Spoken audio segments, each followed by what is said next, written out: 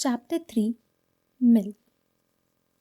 It was my turn to play storyteller, and so I began. But was began the right word? Hadn't Three and I been telling each other this story ever since we were old enough to realize the menace at its heart? Once a boy came running in from play and asked, "Mother, what is milk?" My friends say it is creamy and white and has the sweetest taste, second only to the nectar of the gods. "Please, mother, I want milk to drink." The mother, who was too poor to buy milk, mixed some flour in water, added jaggery, and gave it to the boy. The boy drank it and danced in joy, saying, "Now I to know what milk tastes like." And the mother, who through all these years of her hardship has never shed a tear, wept at his trust and her deception. For hours, the storm had flung itself at our walls. The ill-fitting shutters that covered the windows hadn't managed to keep out the gusts of freezing rain. The floor was slippery with wetness and the carpet at our feet sodden. I sighed, knowing it would be the smell of mud for weeks. The lamps flickered, threatening to abandon us to darkness. From time to time, a moth dived into a flame with a sizzling sound, a brief burning smell. On such nights, when the sudden crack of thunder flung our hearts up and down in startled exhilaration, Dri and I told each other stories to keep our minds occupied. For though our days were overcrowded with lessons, our evenings stretched before us bare as desert. The only one who had ever shattered their monotony by his visits was Krishna. But he came and went without warning, taking mischievous pleasure in his unpredictability. The stories kept us from wondering too much about the rest of Draupadi's family, his queens and other children whom we saw only on state occasions. What were they doing? Was our father in their lighted laughing chambers? Why didn't he invite us to join them? Dhri shook his head. No, no, the story must start earlier. Very well, I said, hiding a smile. When King Sagar discovered that his ancestors had been burnt to ashes by the anger of the great mendicant couple. At other times, my brother would teasingly equably, but now it irritated him. It was as though the story made him regress into a younger, more anxious self. "You're wasting time," he scowled. "You know that's too early. Start with the two boys and the other ones." Once in an innocent time, the son of a Brahmin and the son of a king was sent to the ashram of a great sage to study. Here they spent many years together, growing into the best of friends. And when it was time for each to return to his home, they wept. The prince said to his schoolmate, "Drona, I'll never forget you. Come to me when I become the king of Panchaaali, and all I have will be yours as well." Each went his way. The prince to learn the ways of the god, the Brahmin to study further with Parshuram, the renowned scholar warrior.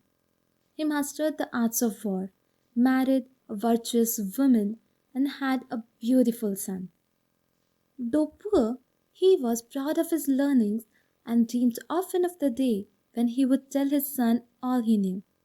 Until one day the boy came home from play asking for milk, and his wife wept. Were the stories we told each other true? Who knows? At the best of times, a story is a slippery thing. Certainly, no one had told us this particular one, though it was the tale we most needed to know. It was, after all, the reason of our existence. We did had to cobble it together from rumors and lies, dark hints Daima let fall, and our own agitated imaginings. Perhaps That was why it changed when telling each other. Or is that the nature of all stories? The reason for their power. They were still dissatisfied. You're looking at the story through the wrong window, he said. You've got to close it and open a different one. Here, I'll do it. A young prince inherited a troubled kingdom, a court filled with intrigue, legacy of a complacent king who had trusted his nobles too much. After much strife and bloodshed, when the son managed to re establish his power over these same nobles, he promised himself that he would not repeat his father's errors. He ruled well, but watchfully, making closer friends with justice than with mercy, and always listened for whispers and mocking laughter, which to him were the forerunners of insurgents. You're too partial, I complained. You're always trying to make him look good, pretending he wasn't at fault. He shrugged. He is our father after all. He deserves some partiality. I'm taking back the story, I said. One day, while the king held court, a Brahmin came into the hall and stood in front of him. The king was surprised to see that, though his clothes were threadbare, the man did not look like a supplicant. He stood as straight as a flame, his head held high, his eyes shining like agates. A submerged memory half arose in the king's mind and sank again. Around him, he could hear murmurs, courtiers wondering who the stranger was. He ordered a counselor to lead the stranger to the treasury, where each day gifts were given to the needy, but the Brahmin shook off the man's hand. Draupadi, he said, his voice reverberating through the hall. I'm no beggar. I come to hold you to your promise of friendship.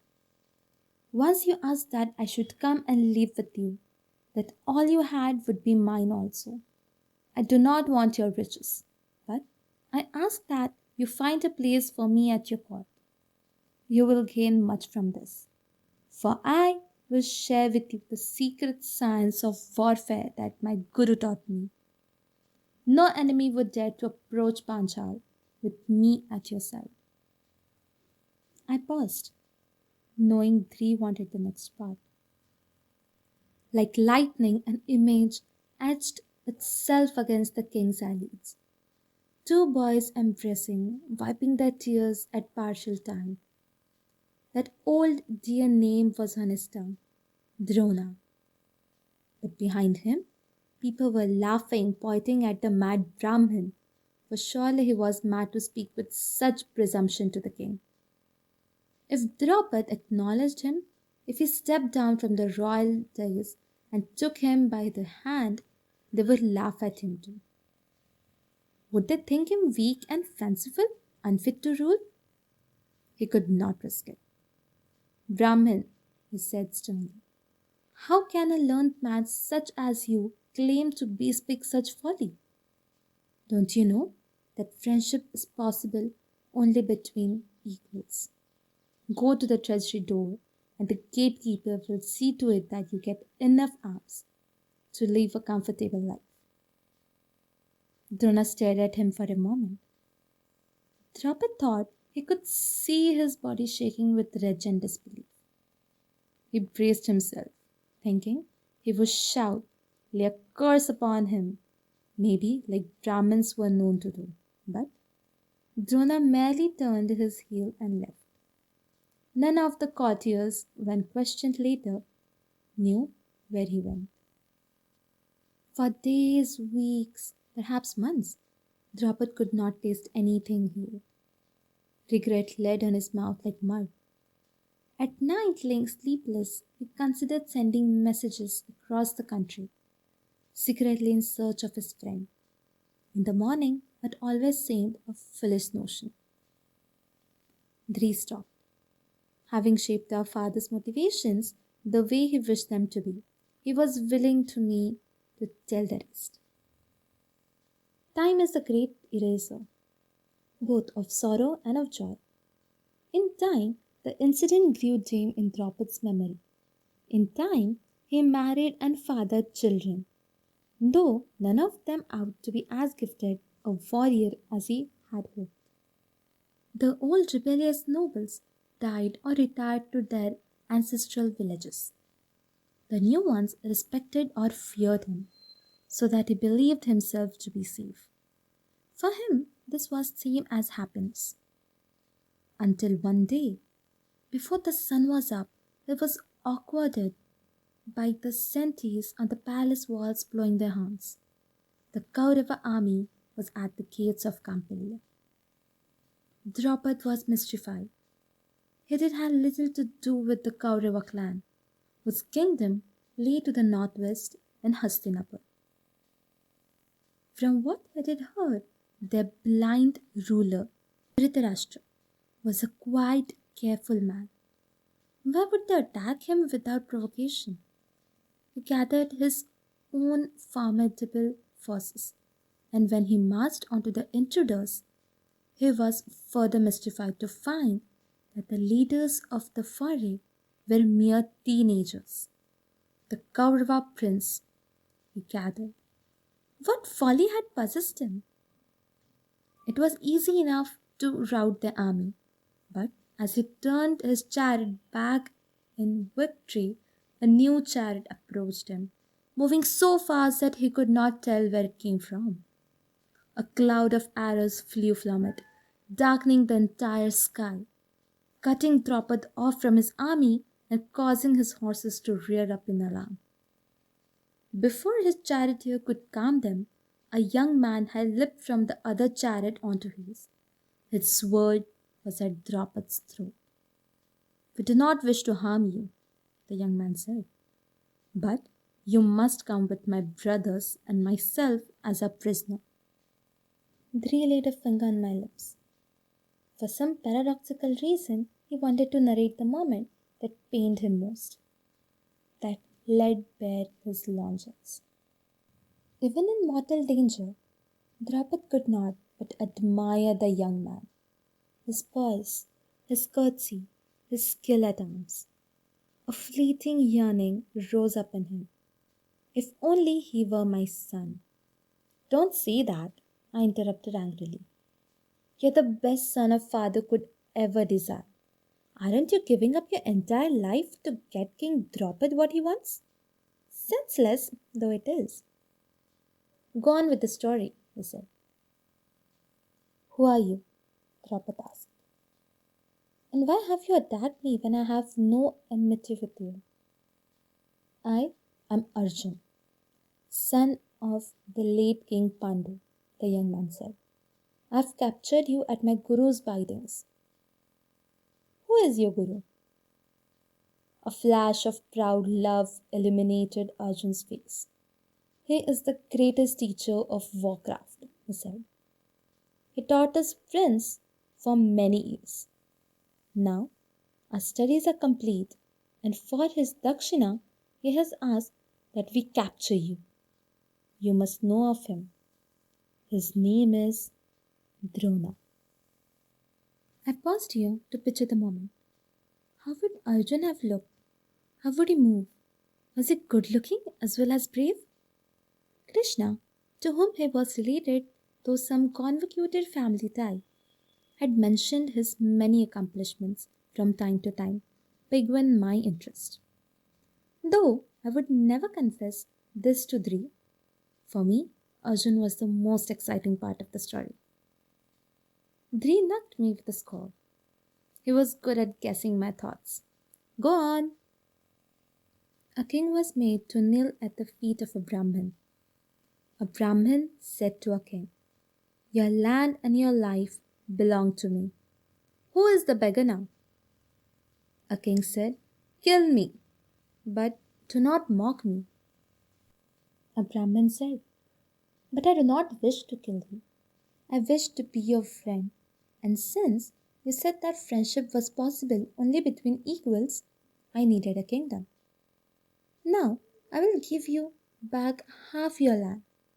South of the river Ganga, you will rule. The north will belong to me. Are we not truly equal then? A Brahmin embraced a king. A king embraced a Brahmin. And the anger that the Brahmin had carried smouldering within him all these years left his body with his out breath in the form of a dark web, and he was at peace.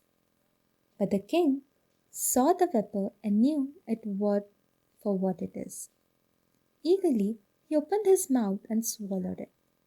It would fuel him for the rest of his life.